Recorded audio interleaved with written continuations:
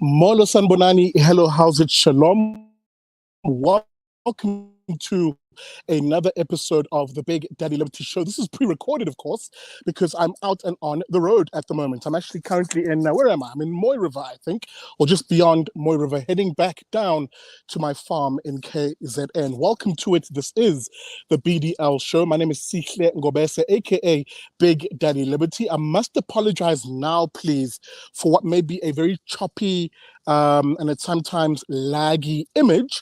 I'm hoping you can hear me clearly, but again, I must apologize. Being on the road means, inconsistent internet coverage. Let me put it that way to be polite. Yes, Vodacom, I'm looking at you. Welcome to it, as this is the BDL Show. Please do me a favor, hit that like button as you're joining this particular stream. The like button, of course, helps the stream get out to as many people as possible. This is the Big Daddy Liberty Show. Welcome to it. With that being said, let's get straight into the conversation. A very interesting piece, a report, if you will, was released by Price Waterhouse Cooper, if I'm not mistaken.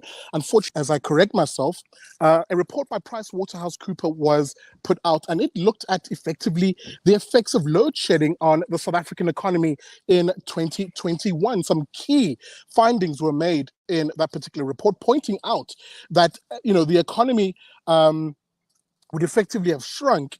Pardon me, let me just get my report open here, folks, so that I can be a lot more smoother in my delivery. But effectively, the report pointing out that load shedding has effectively increased in this country by 38% in 2021. That's effectively 2,400 gigawatt hours have been shed. This is, of course, according to a report by Price Waterhouse Cooper. We're going to go through this particular report, and in doing so, I'm not alone. I'm joined in studio by Chris Hattingh. He's, of course, part of the research honchos there at the Institute of Race Relations. Let me just get him on the screen at the moment.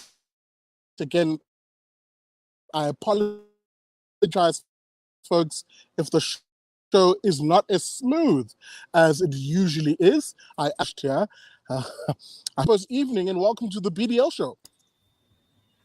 Hi, Sihle. Thanks very much for another opportunity to get to talk to you. I will also apologize if there are any noises from Johannesburg's national bird, the hadida, in the background. So for anyone triggered by the hadida, I apologize. Hey man, I feel like there's a gang of hadidas waiting outside. Okay, guys, wait for it. Pause. Now. Yeah!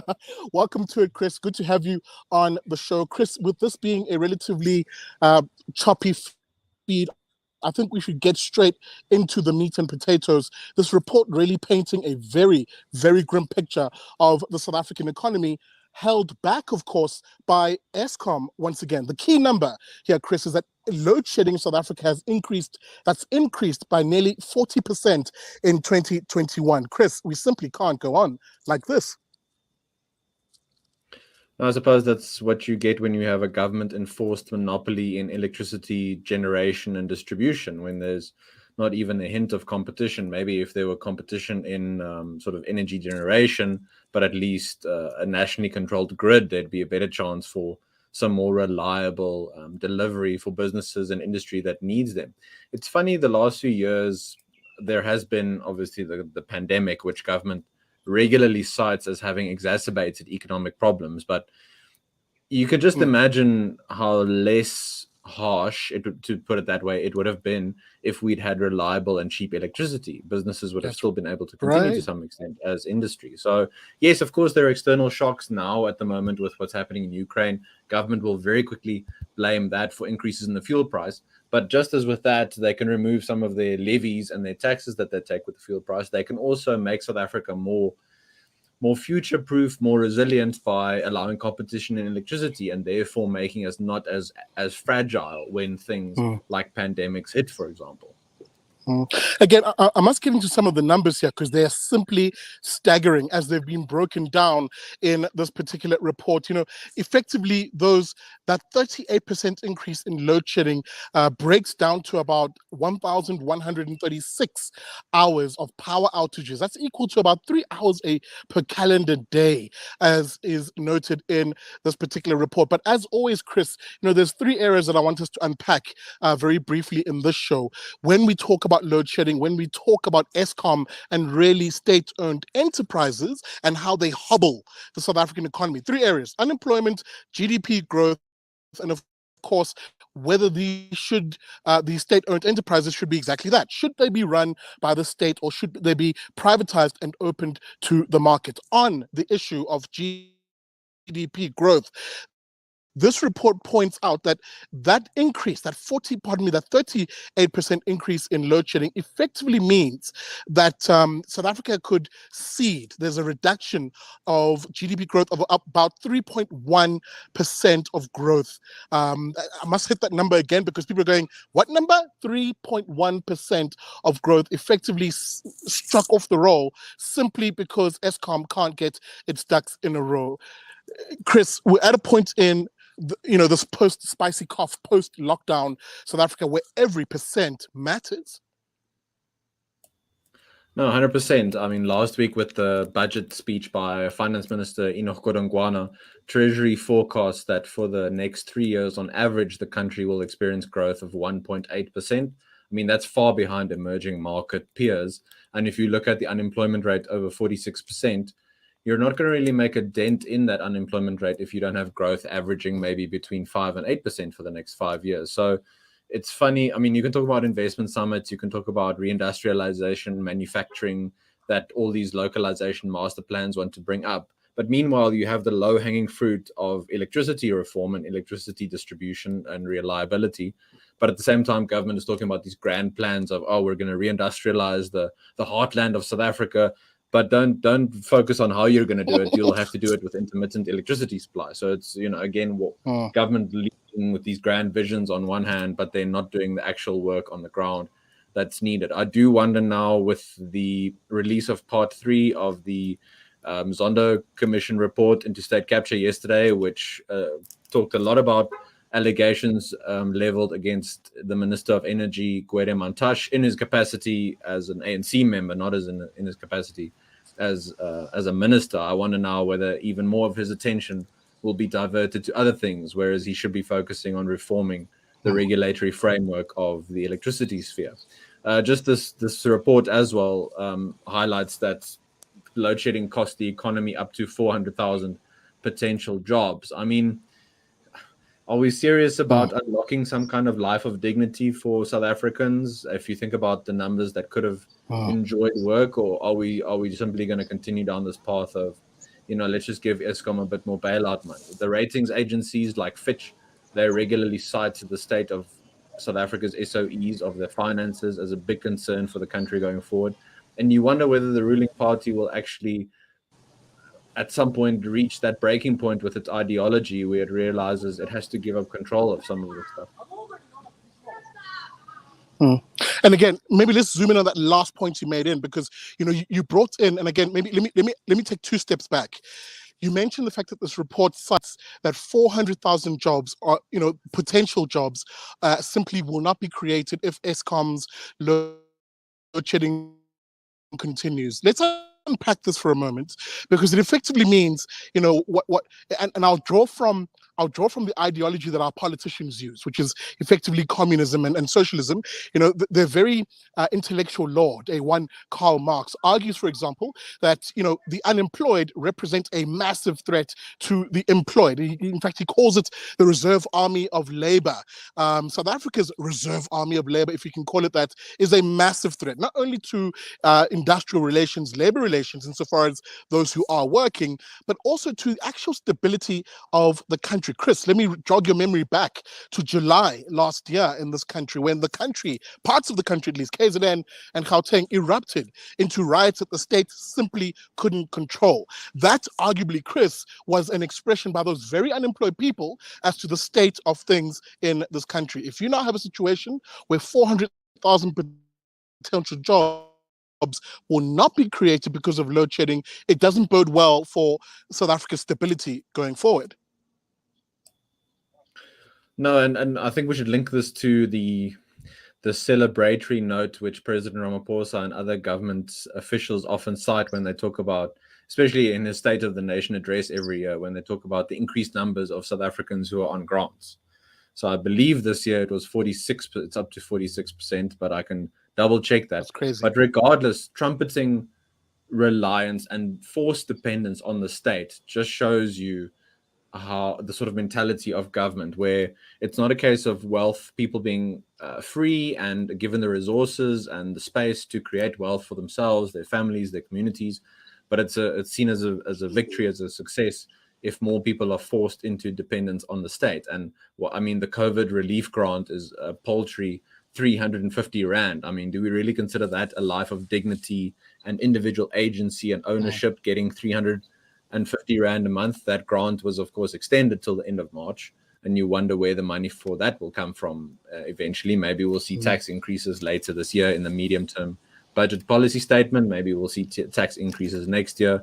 At some point, that fiscal crunch will come. The commodities boom isn't going to last forever. We can't rely on our exports ad nauseum. Even some people now saying that the conflict in Ukraine will boost our exports. Well, the Eurozone is our biggest trading partner. So if the Eurozone is under pressure, maybe from reverse sanctions from Russia, that doesn't mean they'll be able to buy our exports like they used to, our precious metals and commodities. All of this stuff is interrelated and impacts on each other. So I don't think it should be a surprise if we see more social strife in the next few months and years, because South Africans, because of the ideological and policy choices by politicians, they're not given that scope to take agency of their lives. And all that they're told is at the next election cycle, they'll be told again, we'll give you new grants and new forms of assistance, and we'll create 100 million jobs and all of these promises. And then when those promises aren't delivered upon, people in desperation are forced to act. Now, I'm not trying to justify it or say it's right if there's looting or violence or that kind of thing, but the context of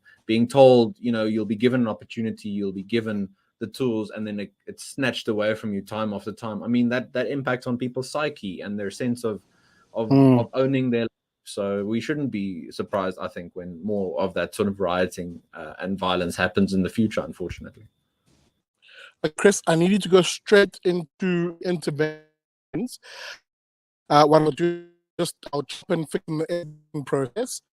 So straight into number one, how do we fix shedding? Number two, how do we get it growing? Number three, people who are unemployed. Okay, so in terms of interventions and sort of reforms that government could be doing with Eskom specifically, at this point, there has to be competition in the sphere. Government, for example, could still control the grid, but at least allow different people and companies to go off grid if they so desire, and allow them to feed back into the grid. This thing was going so well for this. Difficult, but maybe that would allow at least some measure of people being free to rely on different suppliers if they so want to. It's, for example, the same in supermarkets. You can go to different supermarkets and get different products based on your needs, and if one doesn't deliver or has low quality products, you go to a different one. So it's up to companies to deliver the electricity that individuals want. The government can still keep Eskom, but at least by allowing competition in the private sector and private provision and distribution, then, for example, that'll take some pressure off Eskom, some pressure off the fiscus, and give government a bit of room to fix Eskom, as it were. Now, it can still provide electricity to low to middle income customers, and maybe sort of vouchers or that kind of thing if they want to go to private generating companies. But there has to be some competition now, and that flies fundamentally against the ideology of the ruling party, but that's what's needed. In terms of growth, there's a whole host of legislation and regulations that government needs to let go. So looking specifically at affirmative action and BEE policies that make business starting and growth all the more difficult.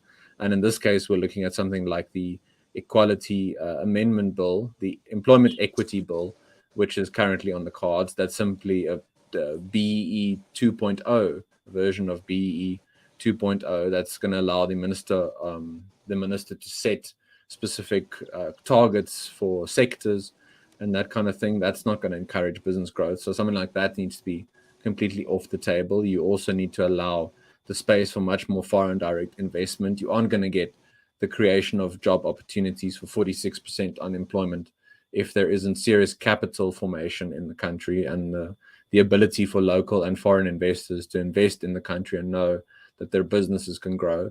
Expropriation without compensation needs to be taken completely off the table. And here we're looking at the expropriation bill and the